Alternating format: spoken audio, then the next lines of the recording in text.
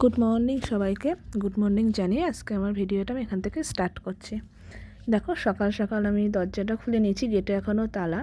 সকাল বলতে এখন তাও 7:30 8টা মতো বাজে। দেখো সূর্যমামা দেখা দিয়েছে, আমি গেটের ফাঁক দিয়ে অল্প অল্প দেখতে পাচ্ছি।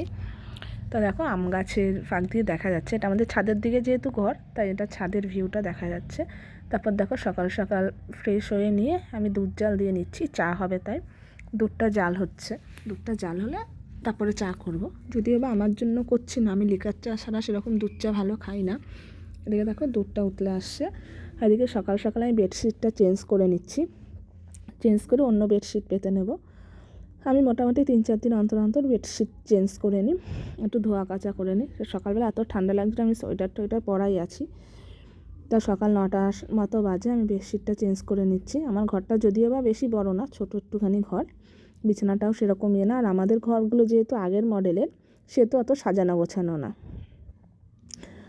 তা দেখো বিছনার চাদরটা পেতে নিচ্ছি। আর মোটামুটি বিছনার চাদর আমার আবার ভীষণ টান টান হতে হবে, পুরো একদম না হলে আমার ভীষণ ভালো লাগে না জিনিসটা। আর এদিকে শীতের দিনে দেখছো, আর কদিন ধরে ভালোই কিন্তু কুয়াশা পড়ছে। যেহেতু আমি দেরিতে উঠেছি সেহেতু কুয়াশাটা কেটে গেছে। শীতের দিনে কুয়াশা হলে ভালো লাগে না। এদিকে দেখো আমার বিছনা গোছানো কমপ্লিট। আর এদিকে মা দুধ নিয়ে নিচ্ছে, ক্যানে করে মা দুধ নিয়ে নিচ্ছে। আর আমি একটা ডিম সিদ্ধ বসিয়েছিলাম, ডিমটা ছুলে নেব। সকালবেলা যেহেতু আমি ডিম সিদ্ধ খাই, ডিমটা ছুলে নেব। এই যে ডিমটা ছুলে নিচ্ছি।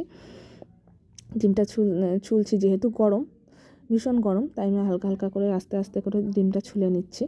আর যেটা বলছিলাম, শীতের দিনে কুয়াশার শীত প্রায় চলেই যাচ্ছে, কিন্তু কুয়াশা হচ্ছে আর চারিদিকে আমের বোল ফোল ফুটছে ধরছে যেহেতু।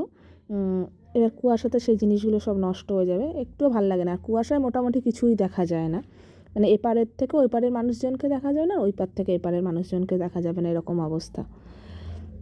আর এদিকে আমি ডিম ছুলছি, আর ওইদিকে ঠাকুমা রান্নার প্রিপারেশান করছে।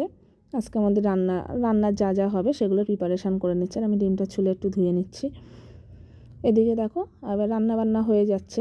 সকালবেলা রান্নাবান্না মোটামুটি হয়ে গেছে। আর শীতকাল আমার দেখো কষা মাংস দিয়ে ভাত খেতেই হবে, তাই আমি কষা মাংস দিয়ে ভাত খেয়ে নিচ্ছি। আর এইদিকে দেখো চুষি রান্না করব বলে সব প্রিপারেশান নিয়েছি, তাই চুষি কেটে নিচ্ছি। বাড়িতে মোটামুটি অনেকজনই মানুষ, তাই চুষি একটু বেশি করে কাটতে হবে।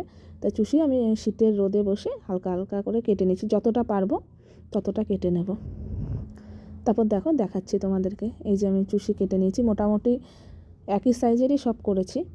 এই দেখো এবার চুষি মোটামুটি হয়ে গেছে। আর মা এবার চালন দিয়ে ঝেড়ে নিচ্ছে চুষির ভিতরে যে চালের গুঁড়ো ছিল।